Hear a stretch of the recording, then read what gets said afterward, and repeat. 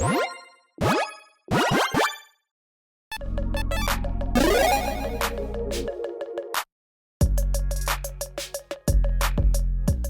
everyone, Mitch coming in from the Commander Score Studio. Welcome to the show. So on today's episode, I've got yet another episode of Crushing Quarters for you, where I'm going to be taking you through some cards that you should pick up right now for, well, just 25 cents, 50 cents, 75 cents, or $1. That's right. 1 quarter, 2 quarters, 3 quarters, and 4 quarters. There we go. So yeah, on this episode, some great budget pickups. There's a card list link in the description below if you want to pick them up. Now, with all that said, let's jump into it.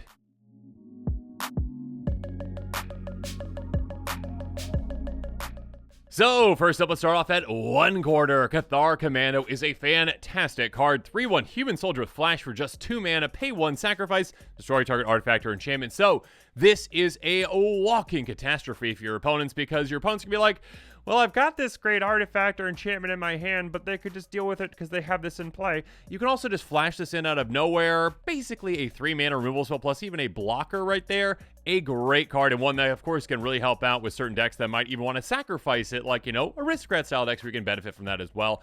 A very, very, very good card. Next up, Domineering Will. This card was incredibly budget friendly so long ago. I think my very first episode of all time, my Nezahal deck utilized this one actually. And then, unfortunately, it got very expensive, but finally got reprinted. So there you go. Instant speed for 4 mana. Target player gains 12 to 3 target non-attacking creatures until on turn. Untap those creatures, they block this turn if able.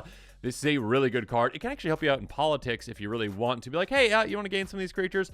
Also, though, just, hey, if someone's attacking you, you're like, oh, yeah, I'll just grab those creatures over there that I want to remove and essentially block with them. Or, yeah, block a, creature effectively, take that creature out. You can also utilize, sacrifice effects again to take out those creatures. Have fun with that. Moving on, Double Vision. Having a lot of fun with instant sorceries. Enchantment for 5 mana in red. Whenever you cast your first instant or sorcery spell each turn, copy that spell. You choose targets to the copy. Basically, a mini swarm intelligence, but again, one that does apply to every single turn, not just your own. So yeah, on your turn, double up a spell. On every other turn, double up a spell. You can get an absurd amount of value with this throughout the game.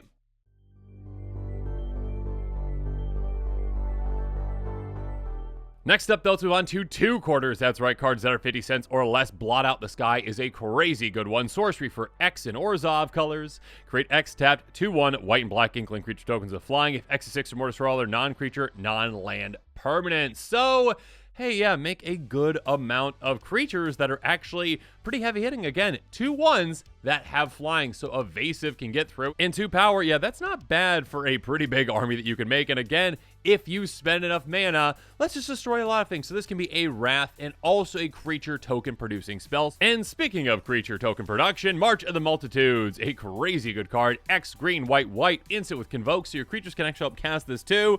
So yeah, if you've got other ways to make creatures, great. Utilize those creatures to cast this too, and cast for a ton, because when you do, you're gonna make X 1/1 white soldier creature tokens with lifelink. And again, lifelink, that is huge, being able to say, you know what, I'm not just making an army, I'm making an army that can gain me a ton of life. And of course, if you're playing in a life gain strategy, one that benefits from different instances of life gain, this can really, really, really help you out. At instant speed out of nowhere, be able to save this up for right before your turn. This can be absolutely huge to help you win the game.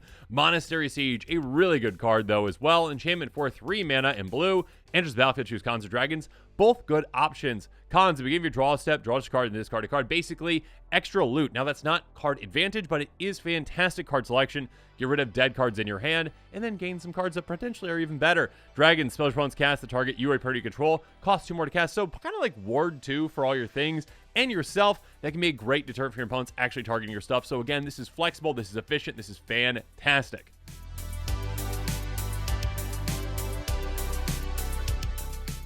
Next up, we've got 3 quarters, 75 cents or less, Topiary Stomper, a 4/4 plant dinosaur, because that's the thing, with vigilance that costs 3 mana in green.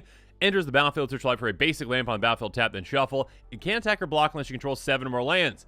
Hey, green players out there, how hard is it for you to get to 7 lands? Not hard at all. Yeah, you're playing Commander, you're gonna get there. And so having a 4/4 for this 3 mana, that's already nice. But again, this is basically just a bigger Farhaven elf, essentially. So yes, if you're utilizing Farhaven, definitely consider a fantastic card like this one that is even bigger. And again, it's ETB, so you can use and abuse it in so many ways. Next up, Evacuation, a great removal spell, a great Wrath, instant speed for 5 mana, turn all creatures to his hands. How many Wraths are at instant speed? Not many at all. This is a great one to say, You know what? I don't like what's going on here. Let's just reset things. Let's take all those creatures out of action. They're all going away, and I probably have some more ways to, benefit from that than you do. And then finally, I, as a 5-color player, absolutely love this card. Prismatic Geoscope, artifact for 5, enters battlefield, tap, domain, taps for X mana and any combination of colors to your mana pool, where X the number of basic land types among lands you control. Hey, yeah, again, if you're playing 5-color, yeah, this is basically just a mana rock that costs 5 and taps for 5, doubling up your mana right away. Absolutely incredible. There's so many ways to fix your lands, fix your mana. You're going to be fine. You're going to get those lands. You're going to get those basics. So you're going to say, yeah, now I've got a mana rock that is hypercharging and help me tap for a ton.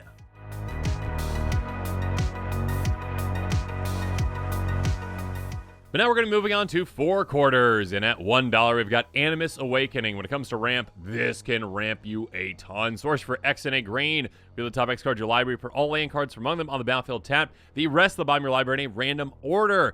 On top of that, Spell Mastery, if there are 2 more instant or sorcery cards in your graveyard, untap those lands. So this has the chance to just give you a ton of lands off the top of your library and allow you to utilize that mana from those lands right away, which is huge. Absolutely huge. If you're playing in any kind of a ramp strategy where you have access to a lot of mana, obviously, cool, dump that into this. If you got some extra spells in your graveyard, great, you get extra benefits from that. And of course, yeah, Landfall is also a very huge strategy, one that's very popular in Commander. You get a ton of Landfall triggers from this as well. Next up, Gisa Glorious Resurrector, a 4/4 human wizard for 4 mana in black. If a creature the opponent controls would die, exile it instead. So first up, hey, your opponents, you don't really want death triggers, do you? Yeah, there's a ton of kinds of decks out there, including one of the most popular types of decks, Aristocrat, that really depends on death triggers, and this shuts them down. On top of that, begin your upkeep, put all creature cards, exile with Gisa on the battlefield under your control, they gain Decayed. So, sure, you might have to sacrifice those creatures on attack. That's okay. That's not that big of a deal. We still get those creatures, and there's a lot of exciting things that we can do with them, of course. So yeah, as long as you can protect Gisa,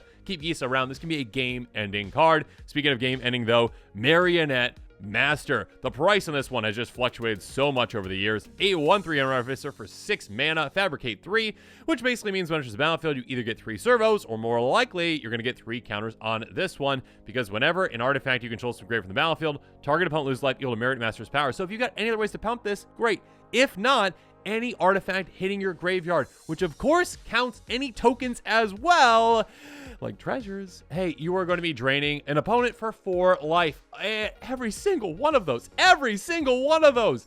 They're not going to last long at all. Yet an incredible finisher for any kind of an artifact strategy. But now this episode is coming to a close. It's time for me to hear from you. So in the comments below, let me know your thoughts are on these picks. What other kinds of crushing quarters are out there right now? What cards have dropped in price that now you are saying needs to be a pickup? So let me know in the comments below. Check out that card list link in the description below. And of course, as always, thanks again and have a good one. This show and episodes like this one are possible thanks to viewers like you. If you're looking for an easy way to help support this show, make sure that you like, share, and subscribe. Also, hit that bell notification icon so you don't miss any new episodes. You can also go check out our playmats and other merchandise at thecommandersquarters.com. We also have a ton of brand new t-shirt designs in stock, so make sure you check out those as well. Another easy way to support this show is with our TCG Player affiliate links. So whether you're buying a deck or individual cards, you can use this general link right here or one in the description. And the final way that you can support this show is by supporting us directly by becoming a patron. There are many benefits to being a patron, and I truly couldn't do this without all of their support.